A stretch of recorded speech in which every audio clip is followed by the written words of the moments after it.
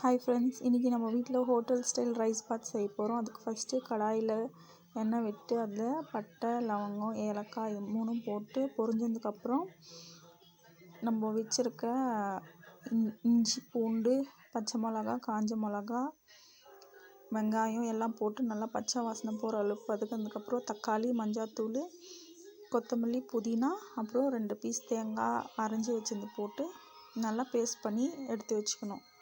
அதுக்கப்புறம் ஒரு குக்கரில் எண்ணெய் விட்டு சோம்பு, பிரிஞ்சி இலை போட்டு பொரிஞ்சதுக்கப்புறம் ஸ்லைஸாக கட் பண்ண ஆனியனு போட்டு நல்லா கோல்டன் ப்ரௌன் ஆகிற மட்டும் ஃப்ரை பண்ணோம். இது ரொம்ப சூப்பரான டிஷ்ஷு. வீட்டில் பிகினர்ஸ் கூட ட்ரை பண்ணலாம். ரொம்ப சூப்பராக இருக்கும். ஃபஸ்ட் டைமு நம்ம சூப்பராக இருக்குதுன்ற பேர் கண்டிப்பாக வாங்கலாம்.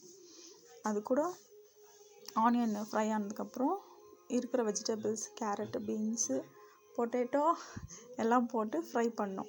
அதுக்கப்புறம் நம்ம அரைச்சி வச்சுருக்க பேஸ்ட் எடுத்து அது கூட பச்சை வாசனை போகிற அளவுக்கு நல்லா அந்த எண்ணெயிலே ஃப்ரை பண்ணோம்.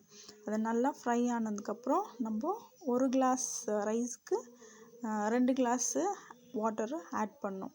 இப்போ அது நல்லா ஃப்ரை ஆனதுக்கப்புறம் நம்ம இப்போது வாட்டரை ஆட் பண்ண போகிறோம். 1 கிளாஸ் ரைஸ்க்கு 2 கிளாஸு வாட்டரு. இந்த தண்ணி நல்லா கொதிச்சதுக்கப்புறம் அரிசி போட்டு ஒரு 2 to 3 minutes அது பாயில் ஆகிற மட்டும் வெயிட் பண்ணிவிட்டு அதுக்கப்புறம் குக்கர் விசில் போட்டு 4 விசில் வந்ததுக்கப்புறம் ஸ்டவ் ஆஃப் பண்ணிவிட்டு நம்ம சர்வ் பண்ணலாம். ரொம்ப டேஸ்ட்டாக இருக்கும். யார் வேணாலும் ட்ரை பண்ணலாம். நீங்களும் ட்ரை பண்ணிட்டு எப்படி இருந்துச்சுன்னு கமெண்ட் பண்ணுங்கள்.